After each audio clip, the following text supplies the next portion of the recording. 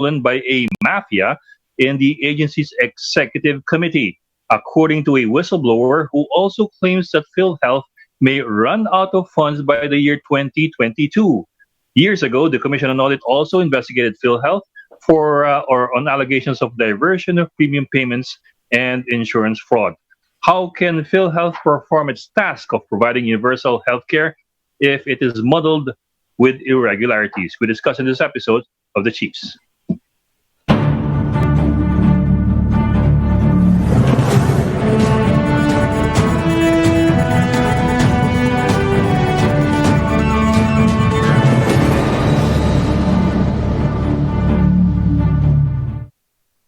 Welcome to this midweek edition of the Chiefs. With us right now are Lucy Cruz Valdez, the head of News 5, coming online right now. There you go. Hi, Bossing. Hi.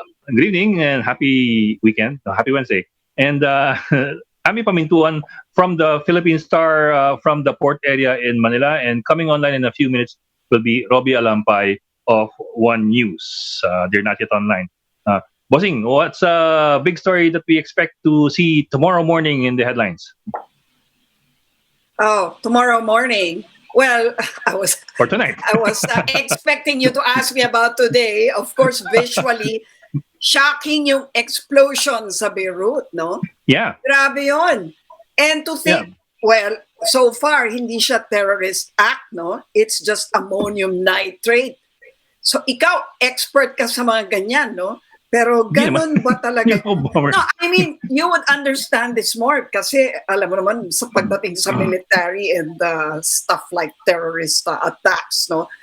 But this one is just storage of ammonium nitrate. Ed, paano na-ignite yan? Just because kasi that's 2,700 metric tons of ammonium nitrate. Now, but it's been there for 6 years, huh? Yeah.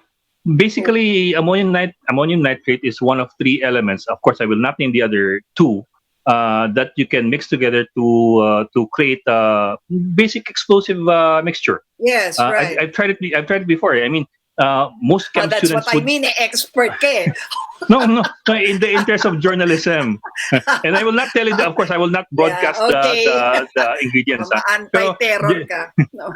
But they're very, the ingredients are available just about anywhere. Yes, fertilizer daw siya eh. Yes, it is. It's used for fertilizer, and it's also used for low-grade explosive. It is a low-grade explosive component. Yes. In fact, it was used in the first. In the Oklahoma terror bombing by Timothy McVeigh. It was ammonium nitrate mixed with fuel oil. Ang tanong ko, paano na-ignite while in storage? Yeah. Well, normally it's a stable normally it's a stable ingredient.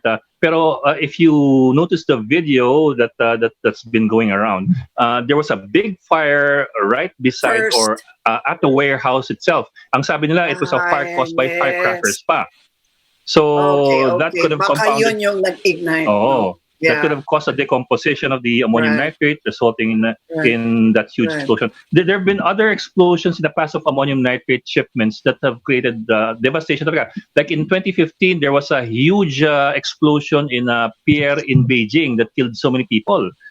We had the video. We were airing that video in 2015. Ang laki ng certain conditions have to be met if you're not going to be using all the ingredients that chem people know about. Yeah. Oh, Robbie. Yes, Robbie. Yeah. Pero Ed, because part of the report, this was confiscated along. Is this regulated area? No, it is not regulated. When I was doing my research about it a few years ago for a story, I just bought it from fertilizer shop. Yeah, you just have to know what you're looking for. Because it is not because it's not a regulated product. It's used. These are nitrates. Pataba ng lupa. Nitrates. Pataba ng lupa. Right. Only thing is that it's ammonium nitrate. Another kind of nitrate is potassium nitrate. Yun naman yung panggawa ng tosino. Teka, sumasabog din yun? Well, I Sumasabog don't think din ba yun? I don't think it's Kasi not as kung effective hindi yata na sa ako ammonium nitrate. magtotosino. But yun nga, you have to have certain elements in place for it to be explosive. Otherwise, it's very stable. You can burn ammonium nitrate in a field and nothing will happen kasi it's just ammonium nitrate, di ba? So yung kanina, yung nangyari sa Beirut must have been triggered by the fire, no? Probably, plus the fact that it was in an enclosed place, like in a warehouse. Di ba? Yung mga pagsabog man usually is ba because yun na okay. Yeah. Well, May toxins yun. May toxins yun. If you notice the video, there was a huge red cloud, apparently mga unburned nitrates spreading around. So it's also toxic. Actually, parang mushroom siya na no? Similar pa siya sa firecracker na na ginagamit. Ganun siya explosive. Well, mas refining firecrackers natin ngayon eh. Yung nitrates are parang low order explosives eh. When you properly mix them, kailangan mo ng normally kailangan mo ng yung parang primary detonator of some sort to make it blow up. No, it could be. Like yung sabi nga, yung case ni Timothy McVeigh, Oklahoma City bombing, he used ammonium nitrate mixed with fuel oil.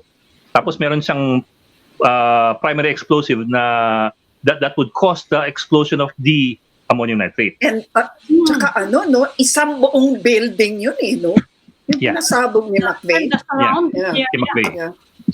So may mga ganung So by itself, the ammonium nitrate is not dangerous. It's pretty stable nga eh.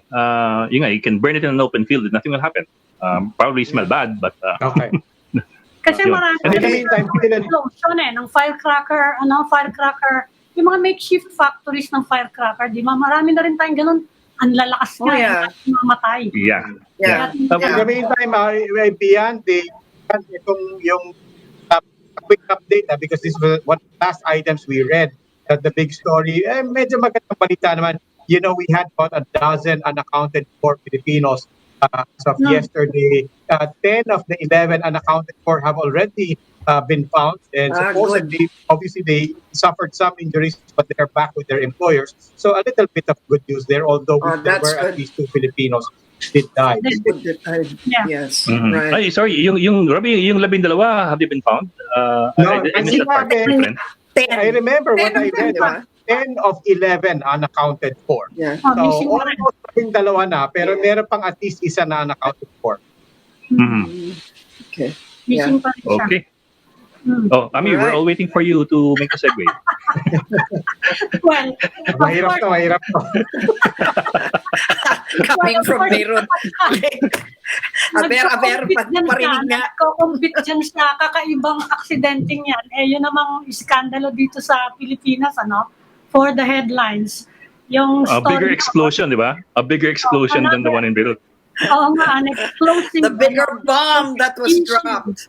Yeah, that was dropped yesterday, and which affects all of us amid this pandemic. So maybe we can bring in our guest. Okay, joining us tonight. Marami tayong pwedeng pag-usapan kasi pangalawang araw na yung investigasyon in both chambers of Congress. Joining us tonight is PhilHealth Vice President for Corporate Affairs, Dr. Shirley Domingo. Dr. Domingo, thank you po for joining us tonight. Hello, good evening. Hello, good evening sa inyo, si Ed, Luchi, Ami, and of course my former neighbor, si Robbie. Former neighbor. Neighbor mo raw, Robbie. Hello, neighbor. Dr. Domingo, if I may, I'd like to zero in on a particular issue brought up by one congressman, si Congressman Mike Defensor today. And sabi niya, when all is said and done, the root of all the problems, or a big part of the root of the problem, is yung tatawag na all-case rate system doon sa PhilHealth. Yes. Tell us, in layman's terms, tell us for the benefit of the viewers, what all-case rates means. How does the system work? Okay, case rate is a type of provider payment. It just means that there's one cost of procedure in a procedure. For example, our pneumonia is 15,000 and 30,000 depending on the severity of the disease. So we pay one cost for one diagnosis. That's a case rate. So parang it's a package rate of sorts. It's like a package rate, yes. And yeah, So, so hindi yung, Doc, so hindi yung actual cost, kumbaga. no. It's If not the I get actual cost. confined for pneumonia and I get charged only 7,000, kayo, you pay the full 15,000 package. Yes, Ganun yes, ba that's yun? what we do. Oo, that's what we do. Oh. Dati Yes, ma'am. kasi, before we shifted to case rate, we were paying fee for service. But internationally, they're discouraging fee for service because it's not efficient. It promotes multiple procedures, sometimes unnecessary procedures, kasi we pay whatever is billed to us. Diba? So, Yes, yes. maraming advantages and disadvantages for all these provider payments. Iba-iba yun eh. May iba-ibang Yes, ma'am. provide payments. So, Yes, ma'am. we Ma'am, we shifted to understand. these rates. Yes, For the sake of simplicity, I suppose it really is more simple if you have a package rate for each and every illness. Pero I suppose, and this is a question that I brought up kanina rin, I suppose a lot of people would be asking, let's do a theoretical. For example, UTI, I think 7,000 yung all case rate ng UTI.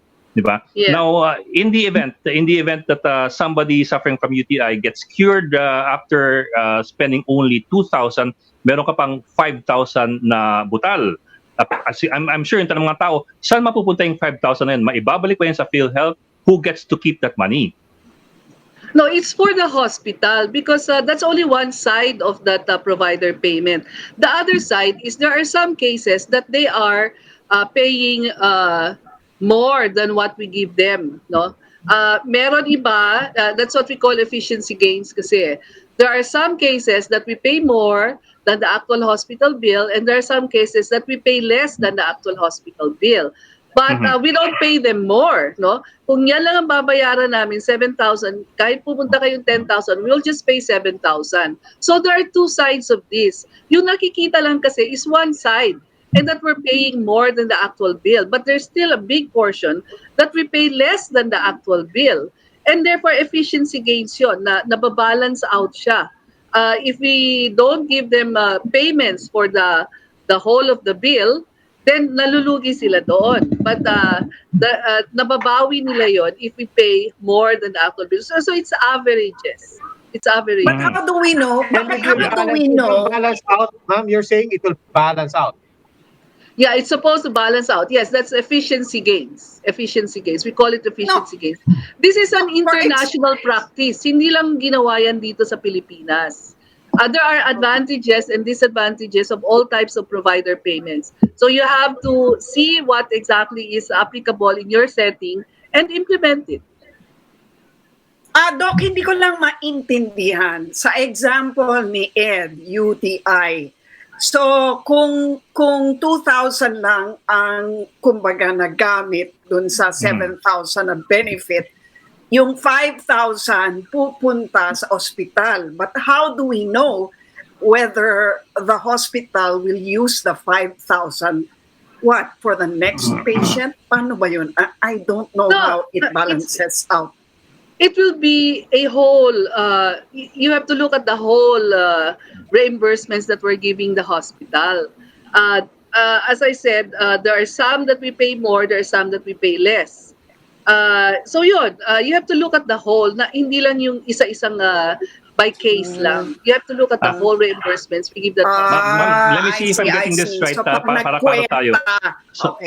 So if you take a step back, maaring kalahati they would have had to pay more. You would have to pay more. Kalahati you would have to pay less, and they even out more or less. That's what you mean. Nag-average siya na break even. Yes. But especially do we there have are any? some. Yes, ma'am. But do we have any data or any studies to show? I would think that do we have anything that would show na ganun nga, that it evens out, that things turn out to be flat? Different hospitals has different case mix. You have to look also at the case mix. There are some hospitals that caters to complicated cases kasi referral hospitals sila. So they will have bigger amounts. They will have cases that requires bigger hospital bills. No? So, case mix iba-iba ang hospital. There are some hospitals na most of their cases requires less hospital bill kasi less complicated. Diba? So, iba-iba yun Iba-iba yan. Hindi mo masabi na lahat sila magzi-zero out. So, iba-iba ang case mix per hospital. Okay, now, ma'am, if you don't mind, I'd like to back up a bit to the basic and, as we say, the headline things that people are trying to grasp. Before I get to the allegations being raised in Congress, ang isang lumalabas na headline na nagugulang ng mga tao, the word bankrupt was brought out. People are saying nawawala na ng pera ang PhilHealth. Let's start with the basic understanding of that. Kumusta po ba ang PhilHealth? And is there such a scenario where PhilHealth can actually quote-unquote go bankrupt? Okay. When we started this year, we had 130 billion in reserves. I have to explain this. No, the way we work is that every year we collect contributions, and then we use those contributions for payment of our benefits. No, yung hindi namin nagagamit, sineset aside namin yon into a reserve fund. However, we are limited only to have a reserve fund of around 2 years of expenditures. So, we have a reserve fund. So, we don't touch that reserve fund. Lumaki yan, up to 130 billion nga tayo at the end of 2019, because every year, we pay our benefits through our collections. See? But now, kakaiba tayo ngayon because of this pandemic. So, aside from the contributions from our employed sector, we also get contributions, premium subsidy from national government for the indirect contributors. Meaning these are people who has no capability to pay, therefore national government pays for their premiums. So dalawa yung sources namin, the actual collection of employed sector or the direct contributors and national government premium subsidy. So subsidy for the payment for premiums ito, no? Payment for premiums. And we compute the number of indirect members and bill national government for the premiums of these indirect members. So dalawa 'yon. So and we have also a reserve fund and we have earnings from our investments. See? Okay. Yes. Ito po 'yon. So now, Right. what happened in the pandemic? In this pandemic, our contributions for the direct contributors bumaba, no? Although yung so bumaba 'yon. Understandably because of economic reasons, hindi makabayad yung mga tao, nawalan ng trabaho, maraming tao nawalan ng trabaho, hindi sila nakabayad. So doon sa employed sector, bumaba ang contributions namin. Ngayon, doon naman sa national government, I said we compute the number that's supposed to be paid for us because these are premiums. We requested for around 136 billion, pero ang ibibigay lang sa amin ay 71 billion.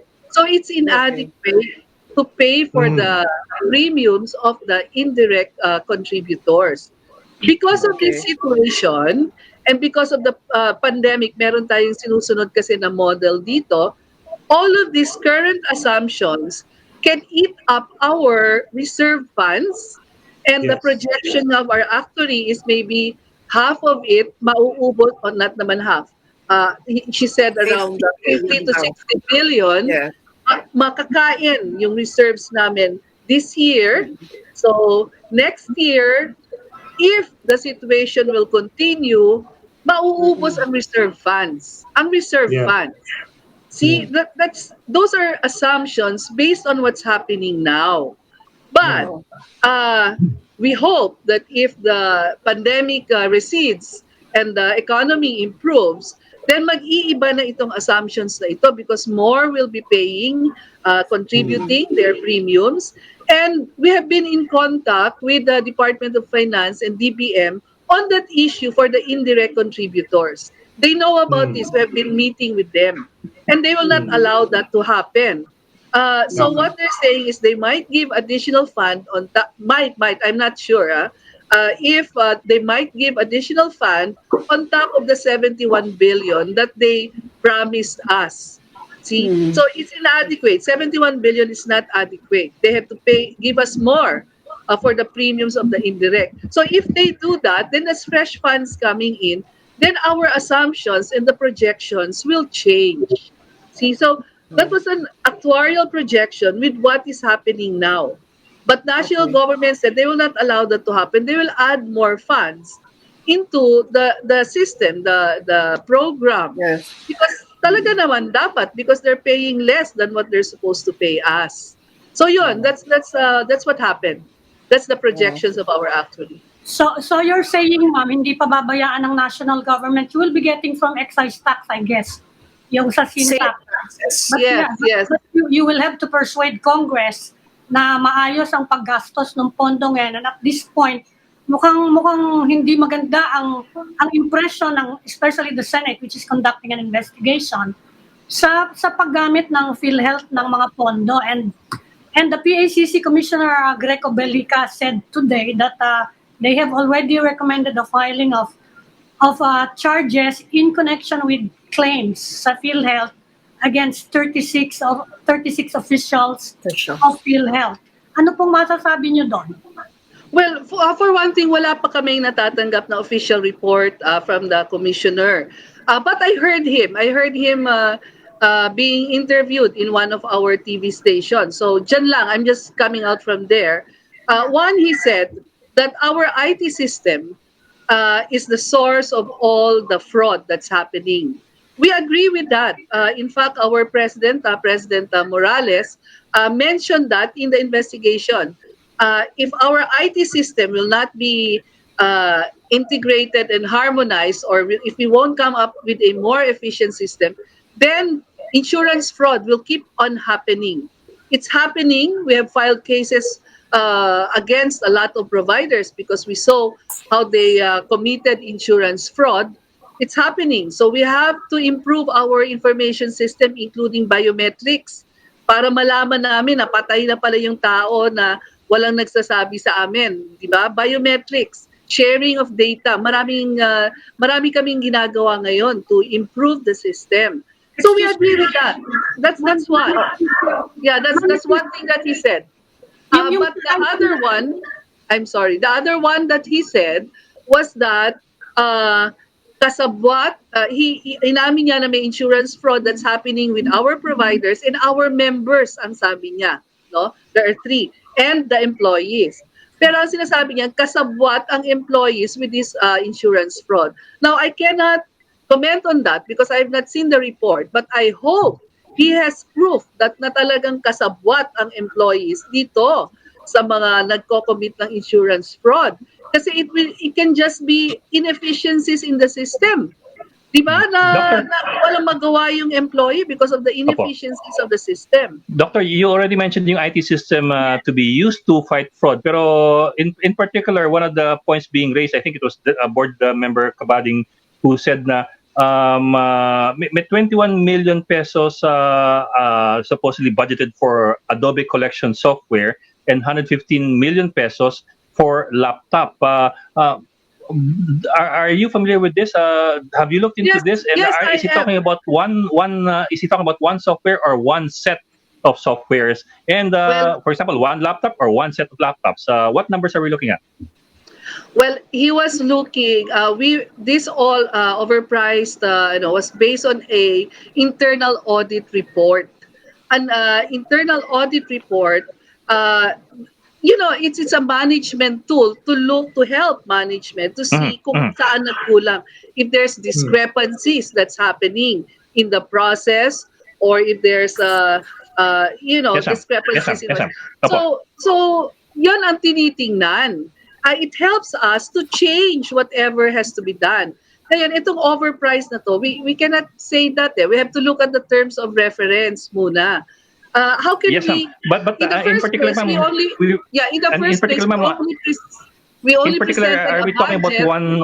Are we talking about one unit lang or one set of several units? For example, kasi that would simplify everything. Yung binanggit niyang 115 million for laptop or laptops. Are we talking about one unit or several units? Because that would make a big difference. Of course, several units. Saan ka kukuha ng 115 million for one unit? Yes, ma'am. That's why we're asking for clarity. That's why we're asking for clarity. The same goes with the yung Adobe collection. Same goes with the Adobe collection software for 21 million. Would you know how many units of this we are buying for 21 million? And for the laptop, how many units of laptop for 150 million? I don't know how many units, but I know one sort of a plan, IT plan that was being presented and binubusisi natin. Because wala pang procurement, papasok pa lang sa procurement kasi. And in procurement, you know how strict government procurement is. Strictly following that RA 9184. No, every procedure, every step of the way, tinitingnan yan. May mga observers yan. So yun lang. Okay, ma'am. Pero merong bringing up na inamin na ni CEO Morales na nangyari nga, no? Ito yung, this has to do with a 231 million paid out to 48 dialysis centers and 4 maternity clinics na wala namang COVID beds. Okay. For example, how do you explain that away? Bakit prioritize yun? And Morales said na preemptive move daw yun sakaling mag-strike yung pandemic. But the point is, wala naman silang COVID beds. So bakit nga ba nabayaran yun?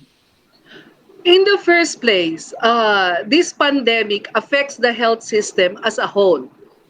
Our providers were affected by this pandemic, and not only because of COVID patients, but may mga collateral issues yan. Patients ayaw na pumasok sa ibang hospitals kahit walang COVID patients kasi takot sila sa COVID, no, kung may mangyari. Maraming, and the hospitals, kahit walang COVID patients yan, they do safety protocols. Yung iba nag-PPE dyan na mahal. In other words, ang sinasabi ko, the pandemic doesn't mean only affected those hospitals or providers that has COVID patients. We did a meeting with our dialysis centers and they were asking for help. Why? Because some of them caters to COVID patients. They have to put in safety measures. They have to buy PPEs. They have to change some of their machines to be able to respond to the needs of a pandemic. Maraming collateral issues that's happening in the health system. And you cannot deny that. You have to help out in the whole health system. Plus the fact that we offered this IRM at the start of the pandemic when we did not know where the clustering will be. The reason for that IRM was to be able to give financial liquidity to our hospital or all the providers para tuloy-tuloy ang services nila sa kanilang clients. Lalo na dialysis, because our dialysis patients, very vulnerable yan. You stop one dialysis with them, problema yun sa kanila. And now our dialysis has to do social distancing. When before they have to have 10 patients, now they have to cut the patients down. May affected sila sa pandemic na ito. It's not only the hospitals who has COVID patients. That's a limited, narrow view. You have to have the whole health system, you have to assist them. Yes. Yeah, that's actually one thing I wanted to clarify because people were getting the impression that was this earmarked funds for COVID cases. We're talking about funds that are being given out to health centers, basically for anybody who's qualified for any kind of issue for which they will qualify for PhilHealth. Diba? I mean, this is not health centers. This is not earmarked. This is not funds earmarked for COVID. Yes, it's not funds to earmark for COVID patients alone. It is the response to the pandemic, the whole COVID pandemic. At maraming sanga-sangang issues yan. So it's not only the patient, the COVID patients. Maraming sanga-sangang issues yan. And believe me, we talk regularly to these providers. We know the issues that's happening. Ma'am, ano na nangyari dun sa 154 billion na ini-investigate last year pa? Na may inalaman din sa mga ghost dialysis daw, yung mga overpayments. Yes, yes. Thank you Yes. for Thank you, ma'am, for asking that. Because recently, when that happened, kakapasok lang ni President Morales, he asked for a special COA investigation or audit on that. And we just received, like a month lang, just recently, we received the formal reply of COA saying that they did not find any 154 billion loss in any of our financial report. And we put that out, that letter. It's there. Anybody can see that. So there's no such thing as a 154 billion that PhilHealth for 1 year was judged on those 154 billion. So very irresponsible yung newspaper that came out with that, because they did not put the real score of what's happening. So that was very irresponsible. Okay, maraming salamat po, Dr. Shirley Domingo, Vice President for Corporate Affairs ng PhilHealth. Thank you, ma'am, for joining us tonight. Thank you, and thank you for inviting me. Good night. Thank you. Po. We will just pause for a break, so please stay with us.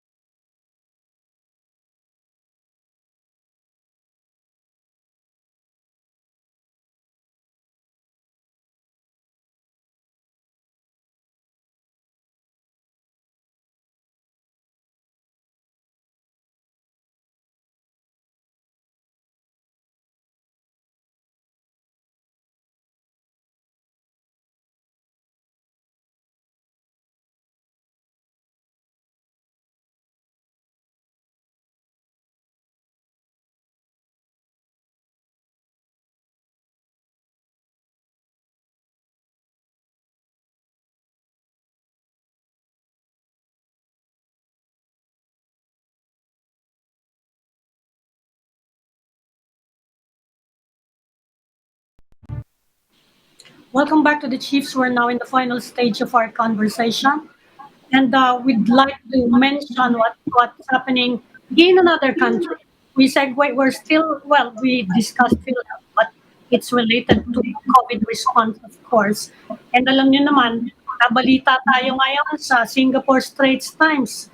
Tayo daw, we might turn out to be the next Southeast Asian COVID hotspot. Ayan. Dahil napansin nila, our cases jumped by more than 6,000. Yung pinaka Yesterday.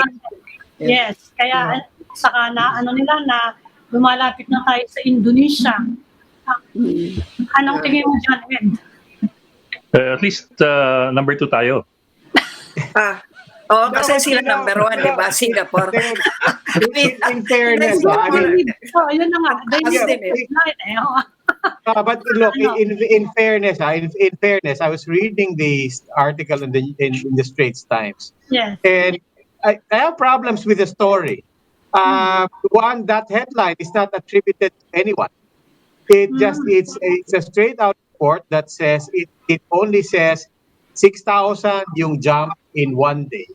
And then the analysis, as it were, that the Philippines is likely to become Southeast Asia's coronavirus hotspot is not attributed to anyone. At least from what I could see online in the article. It's not like the WHO said this or a health minister even in Singapore said this. No, it just takes the 6,000 number. And the other important context there is yesterday we were just, or yesterday or the other day, we were just talking to Octa Research, Dr. Guido David. Yes. And he was saying, if you look at the numbers, actually, he's not concerned about the 6,000 spike. He's basically saying outlier yan. Kasi baka humabol yung mga backlog na reports. And again, he's emphasizing looking at the R0, looking at the other metrics, and so on. Again, purely as an editor, ang concern ko lang is this story and this headline in the Straits Times doesn't seem to stand on any attribution to the expert who actually said this. Ibig sabihin, hindi man lang observer said, gano'n? Wala man. No, not even. Wala. Actually, if you read Parang it, binase lang nila dun sa 6,000 plus Kaya on nga a sabi ko, single day, no? sabi ko nga, Yun. it's a And feel on the good. first day of MECQ. oh, Yun yung point nila, diba? to your point, Ed, it's not even observer said, it's not even analyst said, it's not even sources say. It just basically says the Philippines could become Southeast Asia's largest coronavirus hotspot. Yesterday, 6,000, a record spike, and that's it. It's not attributed to anyone in particular, at least not as far as I could see. Sabi ko nga, it's probably meant to make the Singaporeans feel better dahil mataas Better, tayo. yes. Mataas Good tayo. news sa kanila yon na okay, hindi sila pinakamalala. Well, Parang good ganun. point on Dr. Guido David. Pero si Professor Rajitay also had a point also from of the research when he said na but our problem really still is that our data is still dirty. Ang laki pa rin ng backlog natin na we're looking at a backlog of what 35,000 na difference between yung nag-positive at yung na-confirm. So the numbers that you get in every day, talagang hindi mo alam kung gaano katagal, gaano kaluma na yung numbers and how current they are. Yeah. Okay. Sabi ko nga, speaking of the two professors, sinabi rin naman nila na okay naman to nagka-MECQ na tayo 2 weeks. They're expecting cases to drop at baka daw hindi matuloy sa 220,000. And now maybe we can bring in our next guest para malaman natin kung ano yung mga balak gawin for the next 2 weeks. We'd like to welcome the General Manager of the Metropolitan Manila Development Authority, Mr. Jojo Garcia. Hi, good evening po, sir. Good evening. Hi, sir. Hi, sir. Good morning. Sir, nagpagupit na pala kayo, ha? Kahabol po, Bago nag-MECQ na. nag-MECQ. Bago 2 weeks na naman yan. Nakahabol kayo ng gupit. Yeah. Mr. Garcia, everyone is saying we should not waste these 2 weeks. Kailangan to, may mangyari. Yung mga health workers, sabi nila, gusto nila mag-improve yung T3, yung testing, tracing, treatment. Ano po ba yung mga, on the MMDA side, ano po ba yung mga balak gawin for the next 2 weeks? Okay, first, no, alam naman po natin, no, we're doing this para po sa ating mga medical frontliners, ano. So, sana po, wag natin sayangin. That's number one. Of course, malaki pong sakripisyo to para sa ating ekonomiya. Pero of course, yung health pa rin ang napaka-importante rito. That's why nagkaroon kami ng pagpupulong, no, ng Metro Manila Council. Ito po yung mga mayors natin with the NTF and IATF para planuhin po ano yung guidelines natin. Ano. Number one dito, talagang ilimit natin ang paglabas ng mga tao. Yung talagang hindi po authorized to go out, pigilan natin. Kaya nga kung mapapansin nyo, na wala na po tayong public transportation, ano. Pero ang kapalit naman nito, naglagay ng libreng sakay ang DOTR, may 20 route sila, ang MMDA po. Kami naging center, no, is a joint task force. Ito po yung sa Coast Guard, sa Army, dahil may metro base po tayo na monitor natin kung saan na may pagkukulang o saan may mga na-stranded, dinideploy po natin to. Ang nabago lang po sa MECQ ngayon, dun sa dating MECQ natin, pinayagan po yung mga tricycle, ano. Kumbaga, call na po ng mga local governments yan, basta may health protocols, isa lang ang sakay, kasi ito yung tinatawag nating last mile. Alam naman natin yung mga shuttle service o yung mga libreng sakay na base sa major thoroughfares yan, ano. Hindi naman kaya pumasok yan sa maliliit na kalsada. So at least pagbaba yung ating mga frontliners, makaka-uwi sila.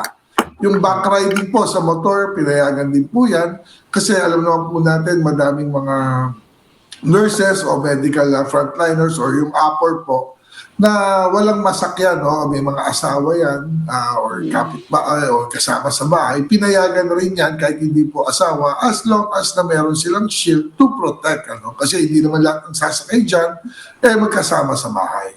And then ang MMDA naman po, yung ating ferry, no? Binuksan na rin natin yan for free para sa mga frontliners din po. Sa ferry, required din yung face shield starting August 15, ano? Ay, actually, ngayon pa lang, no, nare-require natin muna yung mga face mask, physical distancing, pagka mataas ang temperature, di natin pinapayagan yan. Yung Pero of face course, yun nga po, no, upon recommendation po ng DOTR, siguro mas maganda nga may face shield, ano, kasi may datos silang nilabas na kung 1 meter apart kayo, may face mask ka, may face shield ka pa, 99% baka hindi ka makahawa or mahawa. No? Ito po, added protection natin to. Of course, may mga madidilig naman tayong batikos na walang pambili. No? I think ang pinakamurang face shield, may mga tayo 40, 35 pesos. Ano? So siguro naman yung face shield na to, hindi naman to binibili araw-araw, pwede mo linisin to ng alcohol.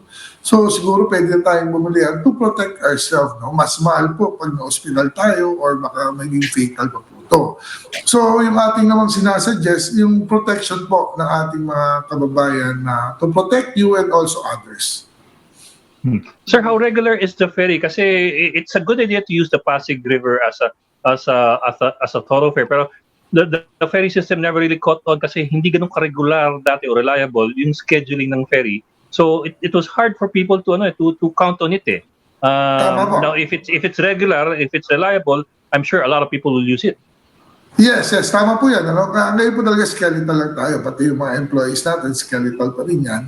Ang target nga naman, at least every hour may tumatakbo po. No? So depende naman po ito, alam naman po natin yung Pasig River, ang number one challenge namin dyan, yung mga hyacinth, yung mga water lilies dyan. Ano? Pagka kumapal yan, hindi rin natin na madaanan. So hopefully po, no, within the next few months po, yun po pinograma na natin.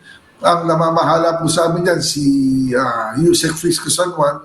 So, ini-schedule sa ngayon po, no, kahit papano may tumatakbo po yan at kahit papano po may matutulungan po tayo mga frontliners.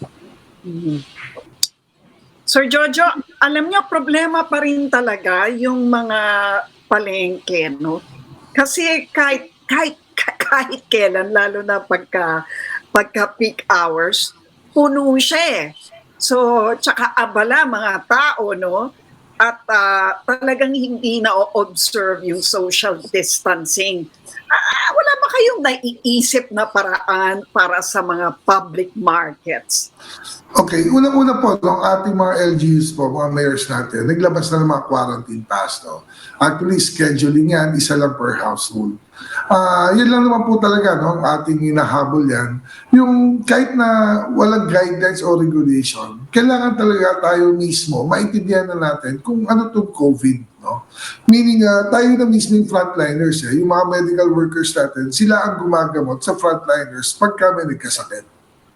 That's why ang ating mga mayors po, no, yung iba dyan, medyo naging malikha sila, mayroong coding, meaning isang household, MWF lang, kabila TTH, or yung iba naman may oras. Ano, ini-schedule natin ang paglabas. Ngayon, meron pa rin authority ating local government to lock down a certain barangay or zone, no? Kahit na MECQ yan, pwede ka mag-declare ng ECQ kung talagang madami, no? Pero ang maganda lang dito is pag ikaw ay APOR, meaning authorized person outside residence, nagtatrabaho ka, pinapayagan yan, merong workers pass, no? Ang iniiwasan lang natin dito, let's say, ikaw ay taga-gantong barangay, may palengke dyan, or meron namang grocery, hindi na para magpunta ka sa ibang barangay o tatawid ka, no? Let's say, taga Quezon City ka, siguro naman hindi ka na dapat pumunta ng Makati para mamili ng gamit mo. No? Ang habol talaga natin dito sa MECQ right now is bawasan ang tao sa kalsada. Ang binabawalan natin dito, yung mga tambay, no? Lalabas, pagchismisan, pag-inuman, yan po iniiwasan natin. Sana po maintindihan ng mga kababayan natin, hindi po para pahirapan sila. Talagang ito na lang po, no, hanggat walang bakuna, ang number one natin proteksyon yung ating mask at face shield. Pangalawa, yung physical distancing. Pangatlo po, yung hindi paglabas sa bahay. Okay. But sir, beyond MECQ, ano naman po ang yung mga tinatrabaho ngayon, whether it's structure or system, na dahil maaayos natin over the next 2 weeks, magbabago. For example, sa public transport, pagka nag-reopen ulit, I asked this because I remember, I think, of the statement from the doctor, they actually had one recommendation there for public transport. I think they even mentioned, let's consider service contracting for public transportation. Meron po bang mga ganyan na iniisip, and what changes and hopefully improvements can people actually expect after this MECQ goes back to something more loose? Actually po, kanina, umatad po ako, personal mismo, physically present ako kanina sa House hearing ng Metro Manila Development Authority Committee. At yan po, isa po sa tinanong doon. May plano naman po ang DOTR dyan, sinabi ni Secretary Tugade, na yung service contracting talaga, napaka-importante sa ngayon yan. Kasi alam naman po natin, yung mga bumibiyahing bus natin, hindi naman napupuno yan nung nag-GCQ tayo. At 50% lang kasi capacity. The good thing about this, pinag-usapan din natin, kung mapapansin nyo yung binago na natin yung EDSA, nasa left side ang mga buses natin, nilagyan natin ng material yan. Naitanong din po kanina yung tungkol sa mga aksidente dyan. Alam naman natin, madaming bus dyan ang tumama. Pero pag tinignan mo yung total na datos, yan pong lane na yan, ng bus dedicated lane, yung 3.2 to 3.5 meters, yan po ay napaka-safe internationally kung ang takbo mo is less than 60 kilometers per hour. Kaya nga po naglagay tayo ng speed limit dyan ng 50 kilometers per hour. Pero since June 1 po, nung nagsimula yan, na po tayo ng mga 7 accidents ng bus. Kaya pag kinumpute mo naman, ang 100 bus, 150 buses a day yan, 4 trips a day, nasa 600 a day, in 2 months, more than 30,000 trips na ang dumaan dyan. Pero ang aksidente po ay less than 10. Meaning, talagang driver po may kasalanan at overspeeding sila. Kaya nga po kami nagtataka, hindi naman pwede overtake dyan, bakit sila nagmamadali at nakikipag-unahan pa rin. Pagdating naman po sa private cars, ang aksidente na itala natin nasa mga 40. Pero kung titingnan mo rin, ang dumadaan po sa EDSA, 170,000 a day. So just times 60, that's more than 8 million na trips na. Pero ang aksidente is 40. Still aksidente yan, pero ang major reason po dyan kung hindi nakainom sa gabi, or sila yung nagda-text na di-distract. So meaning, itong nilagay natin dedicated bus na to, this is all really for the commuters.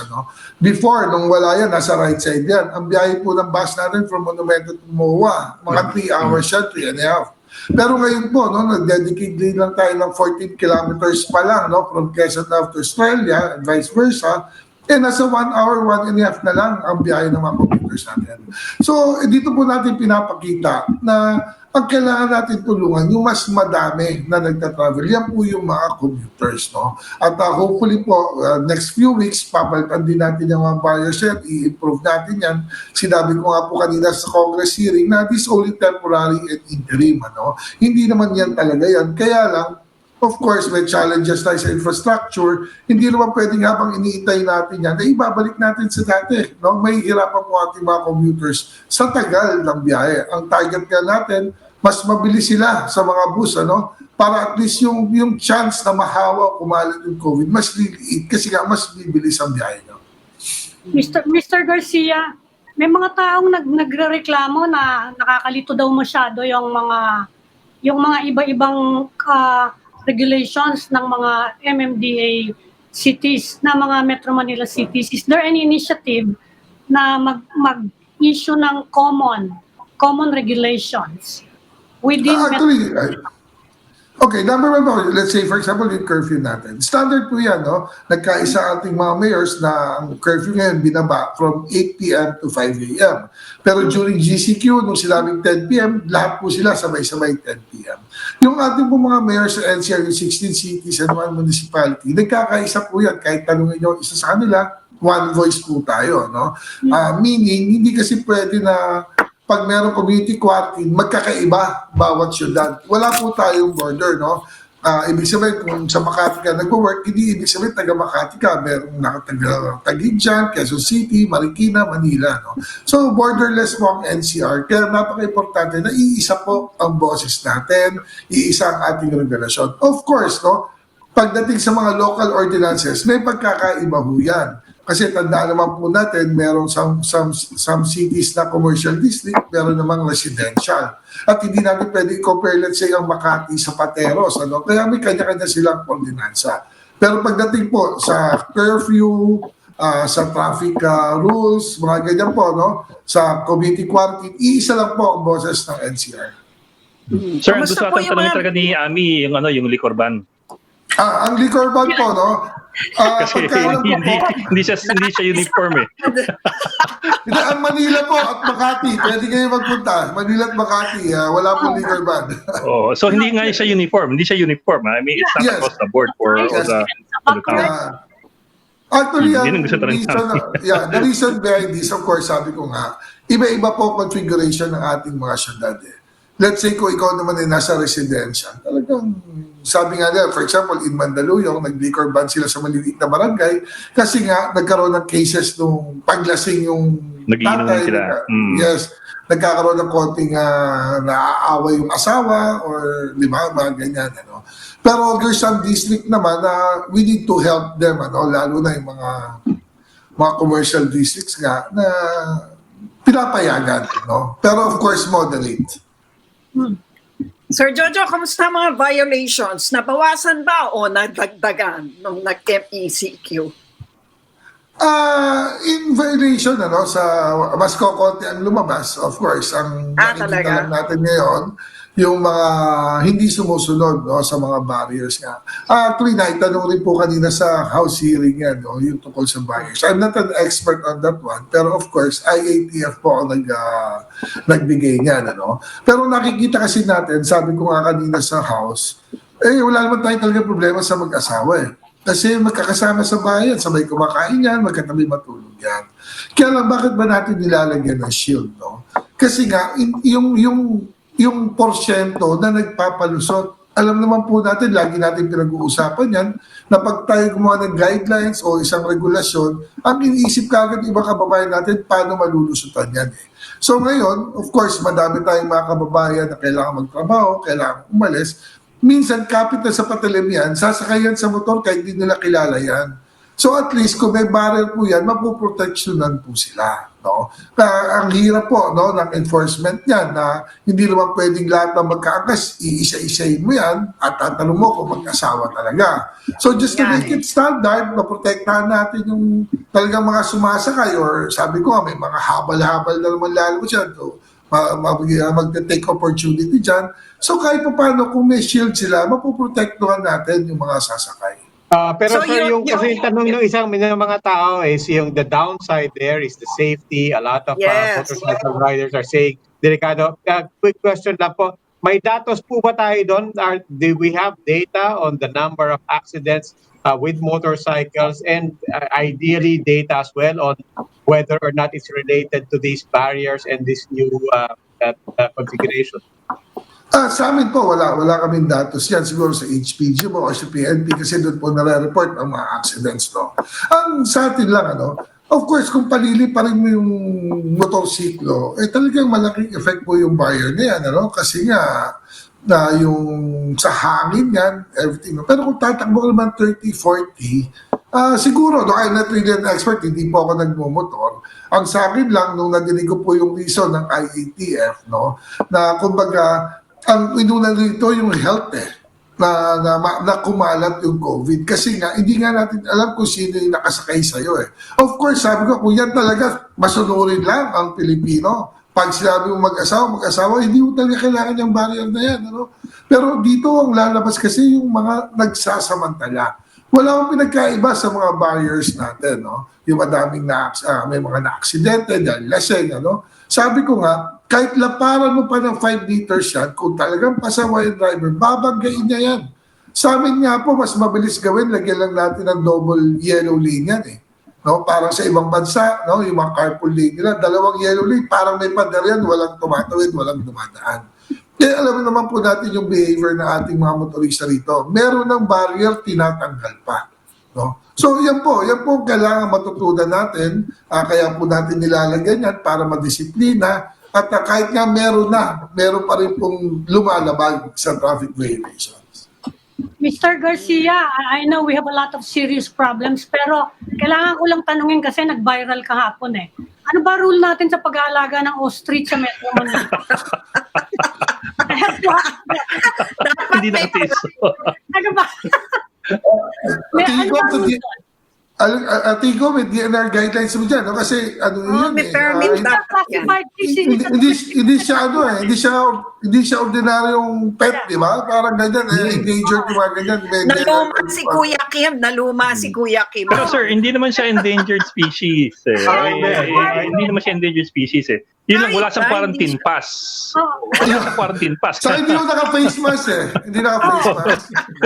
Tapos, hindi pinalabas ng gate kasi wala siyang sticker eh.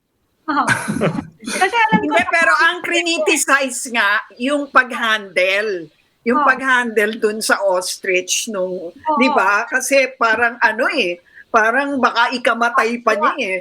Mukhang na-stress yung ostrich eh, no? Meron po atang alam May ko po, kambing DNR pa eh, po may yan. kambing pang panghapon. para daw siyang chicken na eh. Pwede ka mag-alaga. Tama ba yun? Pwede ka mag-alaga sa May Alam ostrich ko farm hindi. dito. Yeah. May ostrich farm Yes, dito. yes. You have to have a permit.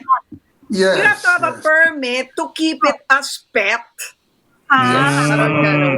Parang ano Yeah. po yan, mag-alaga kayo ng mga ahas, yung mga ganyan, yung Hindi naman pusa. ganun classification nga ng ostrich eh.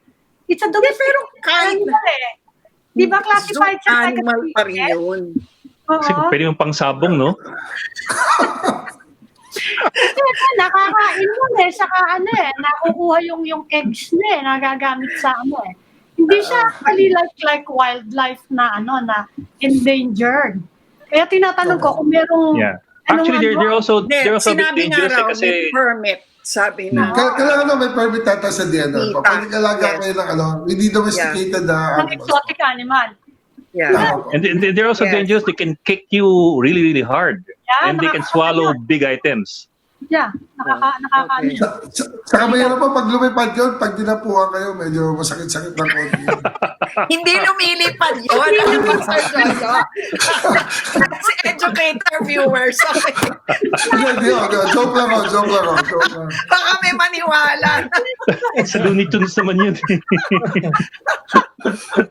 Ay. Sir, Okay. sir, teka sir, nga pala, si General Elazar, I think, gave a warning today na magmula bukas, maghihigpit ang mga otoridad doon sa lumalabas sa MECQ. So, yun po talaga, bukas manghuhuli na lahat, MMDA, PNP, LGUs, i-enforce lahat ng regulations doon sa MECQ. I think tama naman po. No? Tama naman. Kaya nga tayo bumaba ulit sa MECQ para sundin natin yung guidelines. Kasi kung walang susunod, it's just the same, no? Parang GCQ pa rin yan or kakalat pa rin yan.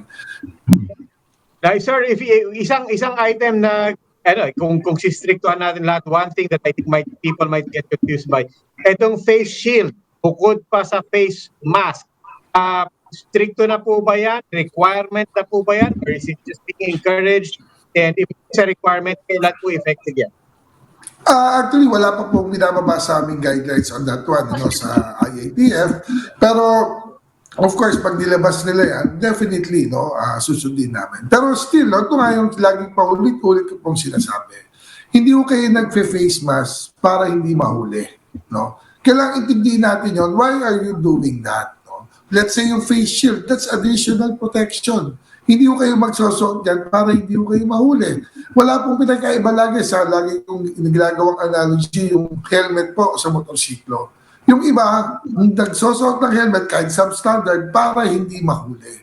Pero kailangan intindihin natin, bakit nyo kailangan mag-helmet? Kasi pag na-aksidente kayo, tumama ang ulo nyo, yan po ang protection nyo. Just the same thing sa face mask. Kaya ko kayo pinagsusuot yan, hindi para hulihin, para po proteksyonan ang sarili nyo at proteksyonan nyo yung ibang tao.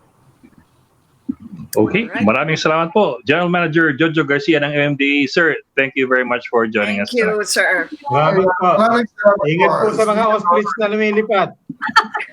po, ingat po. Nahabol ng kambing. Nahabol ng kambing. Thank you po. Thank you, sir. So si Amin habol pa naipasa pa yung ostrich. Sayang din na play ang video to. Ay, okay. Naniwala kayo dun sa lumilipad na ostrich, no? Pero totoo yan, dapuhan ka, delikado. Oo. Pantingin mo nga naman yan, dapuhan ka ng ostrich. Pero nakita ko yun sa Looney Tunes eh. Anyway. And that will be all for this special edition of the Chiefs. We hope what was discussed here will keep the conversation going. I'm Edling Galpa News. I'm Mami Paminton of the Philippine Star. I'm Lucy Cruz Valdez of News 5. I'm Robbie Alampay, and we are One News.